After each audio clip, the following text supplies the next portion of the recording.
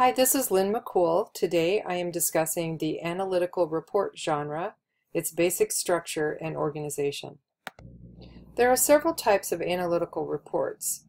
There are research reports, and the purpose of a research report is to present findings of a study, and it also stresses causes and effects of problems or trends, showing how events in the past have helped develop into the current situation. Empirical research reports, which are a variation of the research report, are written when a scientific project is finished. They define a research question and a hypothesis, describe the methods of study and results, and discuss results and draw conclusions. Completion reports are used to report back to management or to the client, assessing the outcomes of a project or initiative.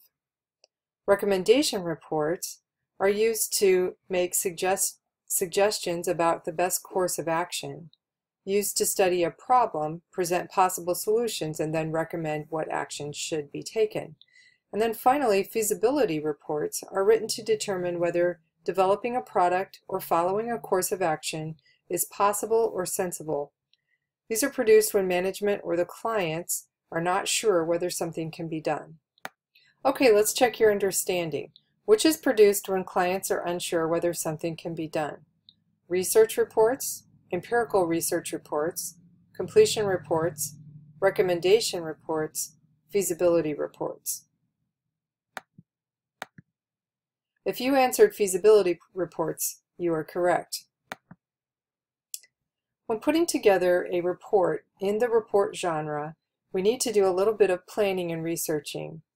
And we can begin with the 5 W and how questions, those journalism questions, where we ask who might read this report, why was it requested, what kinds of information or content do readers need, where will this report be read, when will it be used, and how will it be used. In our planning and researching phase, we also want to consider the rhetorical situation. So again, we want to think about subject, what will the report cover, and what are the boundaries? What information and facts do readers need to make a decision? We want to think about purpose. What should the report accomplish? And of course, in this, we want to think about using action verbs so that we can show active progress rather than passive. We want to think about readers. So who are the primary, secondary, tertiary, and gatekeeper readers? And finally, context of use and those other contextual elements such as physical, economic, political, or ethical contexts. Finally, in the planning and researching stage, we want to actually research the topic, and here we need to define the research question or topic. In other words, what is the problem? State a hypothesis. In other words, what do you want to know?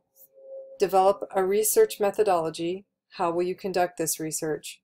Collect information, and then analyze information. Okay, in particular, this slide deck is going to look at feasibility reports and their structure and content. And before we proceed to look at the actual genre of a feasibility report, I want to remind you again about the importance of understanding genre in technical communication. Remember, genre is the boundaries that are placed on a document. In other words, it helps to define what that document is. So, for example, if you looked at a business letter, you would know from its layout, from its style of language, from the way that the author, the tone, the attitude and the tone that's in that particular letter, you would know and recognize right away that it is a business letter as opposed to, let's say, a friendly letter. So we want to think about genre and how genre controls what the document looks like, and it also controls to some extent the kind of content that would go inside that document. So to organize and draft a feasibility statement or a feasibility report, we would begin first with the introduction section. And the introduction section would have 3 moves to it. It would have a purpose statement, a problem statement, and then the scope, or the scope and sequence of the document.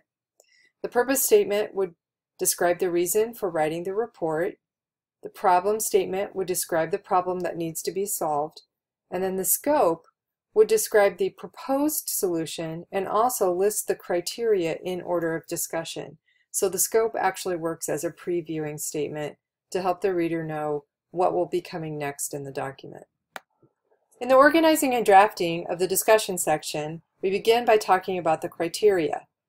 Each criteria has the same type of moves associated with it. So, for example, in our first criteria, we would begin with the explanation.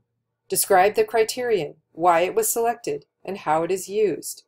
Next, move to the data and provide the findings or the data for this criterion, and include visuals where appropriate. Finally, move to the interpretation of the data so that you interpret the data for the criterion. Connect the dots for the reader.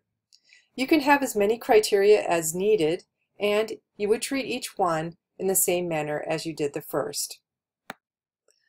To organize and draft the results section, we would begin with a summary which reviews the data and the interpretations, and you can make an obvious transition or move into this section.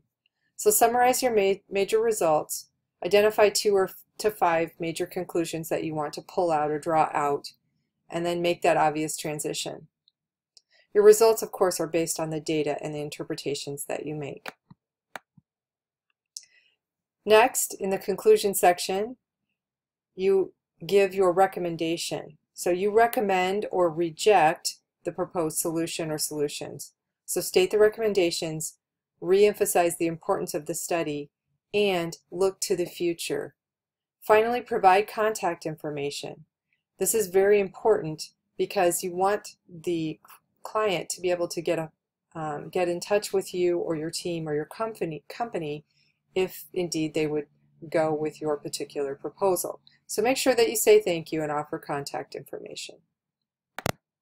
Finally, since this is a technical document, you want to consider the style and design that you're using inside your document. So use active voice, make doers the subject of sentences. Use shorter sentences. Use breathing length sentences so that their sentences are not too long to be stated in one breath. Divide them into 2 breathing length sentences if they are rather lengthy. Eliminate nominalizations. This means changing another part of speech into a noun. That's what the word nominalization means. And nominalizations may make your report sound more formal, but eliminating them will increase your clarity, and that's exactly what you want. You want your report to be clear. Define jargon and specialized terms. Jargon and specialized terms should be defined in a sentence or parenthetical definition.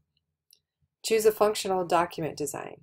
Remember, design should reflect the subject of the report and the preferences of your readers.